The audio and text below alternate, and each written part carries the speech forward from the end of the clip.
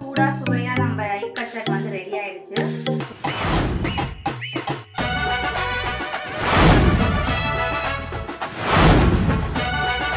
Hi hello வணக்கம், நான் உங்க ஜெர்னி ஃப்ரம் மைலா டிவி. நம்ம இன்னைக்கு பார்க்க போறது ஒரு சூப்பரான ஈவினிங் ஸ்நாக். அதுக்கு முன்னாடி என் வீடியோ ஃபர்ஸ்ட் டைம் பார்க்குறவங்க மறக்காம என் சேனல் சப்ஸ்கிரைப் பண்ணுங்க, பக்கத்துல இருக்க பெல் ஐகானை பிரஸ் பண்ணுங்க. வாங்க வீடியோக்குள்ள போலாம். ஸோ இன்னைக்கு நம்ம பார்க்க போகிறது ஒரு சூப்பரான எக் கட்லட். அது எப்படிலாம் நீங்கள் சாப்பிடலான்னு பார்த்தீங்கன்னா, மார்னிங் பிரேக்ஃபாஸ்ட்டாக சாப்பிட்டுக்கலாம், ஈவினிங் ஸ்நாக்ஸாகவும் சாப்பிட்டுக்கலாம். ஸோ பிரேக்ஃபாஸ்ட்னா நீங்கள் ப்ரெட்டோடு சைட் டிஷ்ஷில் வச்சு சாப்பிட்டுக்கலாம் அதை. ஸோ குழந்தைங்களுக்கு வேணும்னா நீங்கள் மதியானம் சாம்பார் சாதம் இல்லை ரச சாதத்தோடு சேர்த்து ஊட்டினா அவங்க ரொம்ப லைக் பண்ணி சாப்பிடுவாங்க, ஒரு சைட் டிஷ் மாதிரி.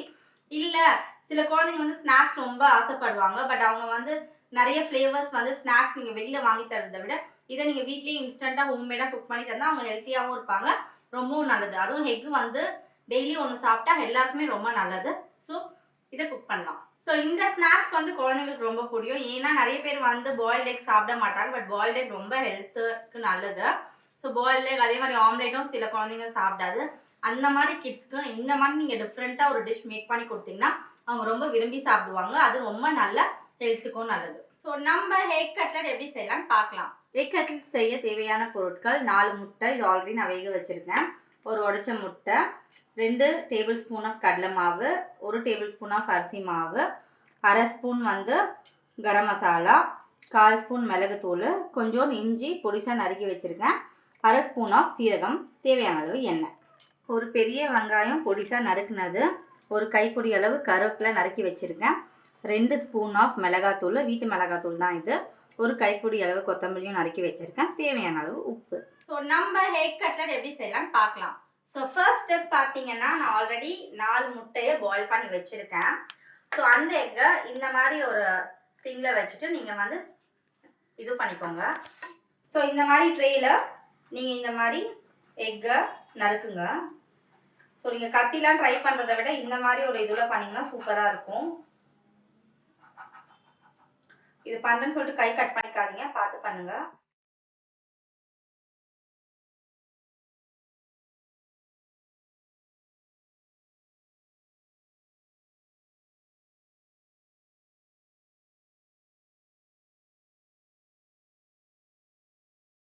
ஸோ சீவி முடிச்சோன்னா இப்படி தான் வரும். ஸோ இது கூட என்னென்ன போட்டு நம்ம எக் கட்லட் பண்ணலான்னு பார்க்கலாம்.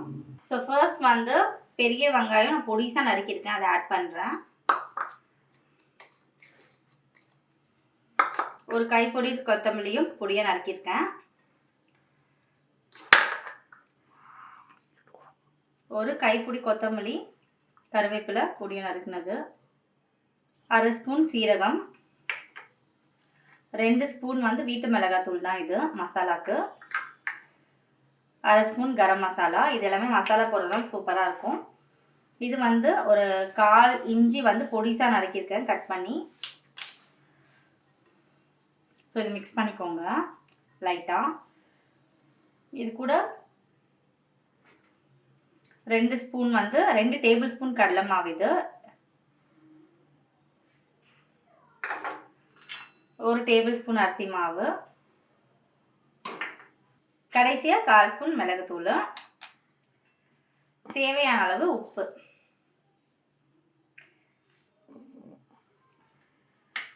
ஸோ எல்லாத்தையுமே நல்லா மிக்ஸ் பண்ணிக்கோங்க. கடலை மாவு அரிசி மாவு குவான்டிட்டி கரெக்டாக இருக்கணும், இல்லைனா வந்து உங்களுக்கு ரொம்ப மாவாகவே இருக்கும்.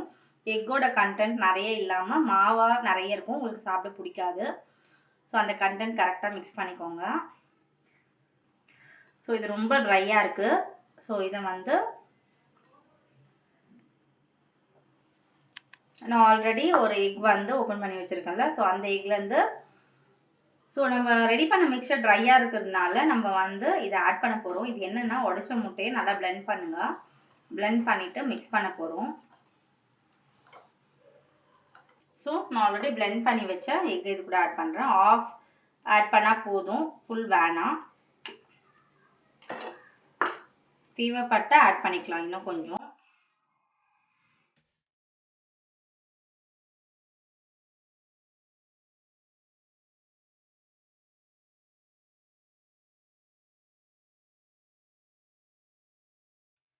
ஸோ உங்களுக்கு என்ன ஷேப் வேணுமோ அந்த ஷேப்பில் மேக் பண்ணிக்கோங்க கட்லெட். சில பேருக்கு ஹார்ட்டன் ஷேப் பிடிக்கும், சில பேருக்கு ஸ்கொயர், சில பேருக்கு ரவுண்டு, சில பேர் போண்டா மாதிரி கூட ட்ரை பண்ணுவாங்க.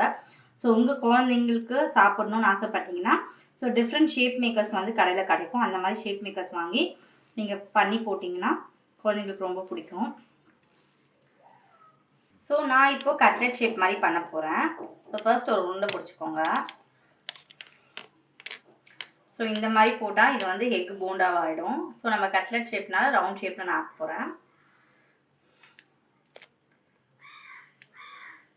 அவ்வளோதான்.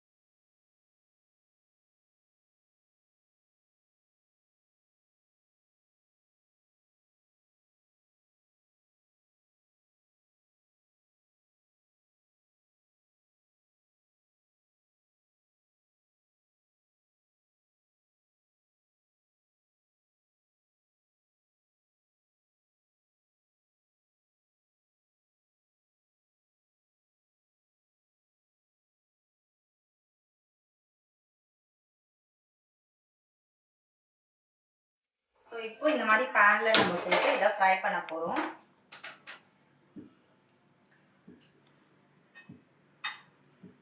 ஸோ வெசில் காஞ்சிடுச்சு, நான் எண்ணெய் ஊற்றுறேன்.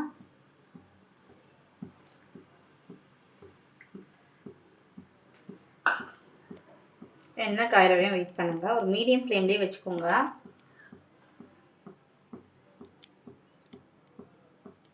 ஸோ எண்ணெய் காஞ்சிடுச்சு. எண்ணெய் காஞ்சோடனே மீடியம் ஃப்ளேமில் வச்சுக்கோங்க. ஏன்னா இது போட சொல்ல தெரிக்கக்கூடாதுன்றதுனாலுக்கு தான்.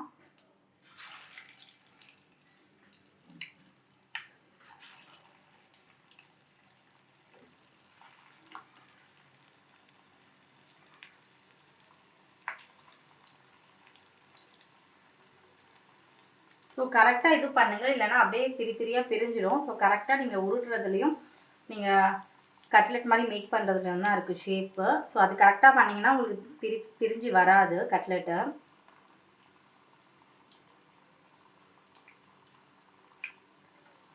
இப்போ நீங்கள் ஃப்ளேம் ஏற்றிக்கோங்க.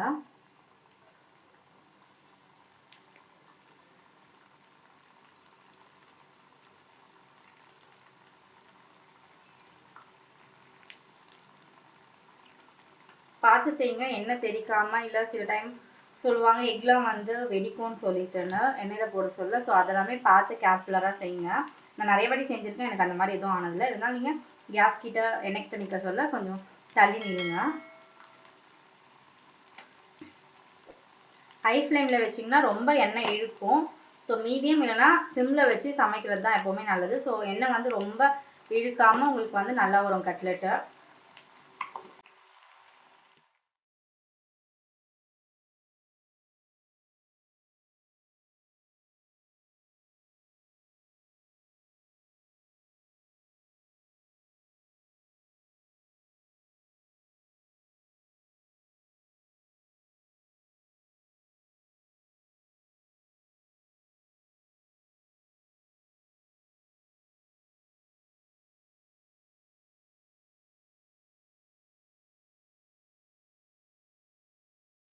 வெந்துருச்சு, இப்போ நான் எடுத்துடுறேன்.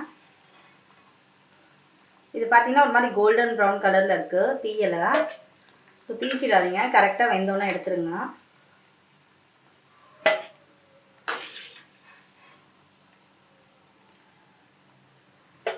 ஒரு 2 to 3 மினிட்ஸ் போகும் வேகிறதுக்கு.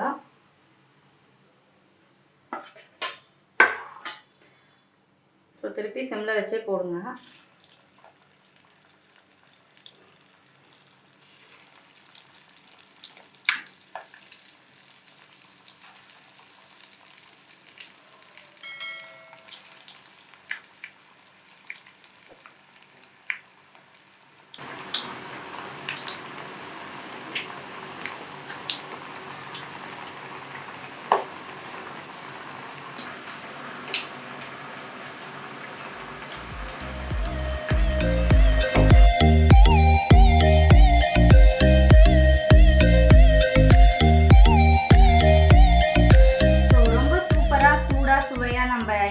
வந்து ரெடி ஆயிடுச்சு.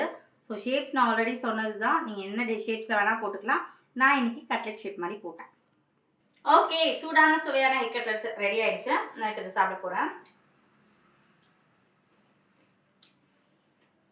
சூப்பராக இருக்குது. எக்கோட ஃப்ளேவர் செம்மையாக இருக்குது. ஸோ நம்ம கடலை மாவுலாம் போட்டாலுமே எக் ஃப்ளேவர் தனியாகவும் தெரியுது. நல்லா ஸ்மெல்லும் செம்மையாக இருக்குது. ஸோ நான் ஆல்ரெடி சொன்னது தான். இதை நீங்கள் வந்து ஈவினிங் ஸ்நாக்ஸாகவும் சாப்பிட்லாம், இல்லை மார்னிங் பிரேக்ஃபாஸ்ட்டாகவும் சாப்பிட்லாம், இல்லைனா லஞ்சுக்கு சாம்பார் ரசத்துக்கு நீங்கள் சைட் டிஷ்ஷாகவும் வச்சுக்கலாம். ஓகே, ஸோ நீங்கள் இதை ட்ரை பண்ணிவிட்டு கண்டிப்பாக எனக்கு கமெண்ட் பண்ணுங்கள். உங்களுக்கு இது எப்படி ஃப்ளேவர், எப்படி டேஸ்ட் வந்ததுன்னு சொல்லிட்டு. என் வீடியோ உங்களுக்கு பிடிச்சிருந்தா லைக் பண்ணுங்கள், ஷேர் பண்ணுங்கள், கமெண்ட் பண்ணுங்கள். மறக்காமல் என் சேனலை சப்ஸ்கிரைப் பண்ணுங்கள். அடுத்த ஃபுட் ரிவ்யூவோட உங்களை சந்திக்கிறேன். பாய்.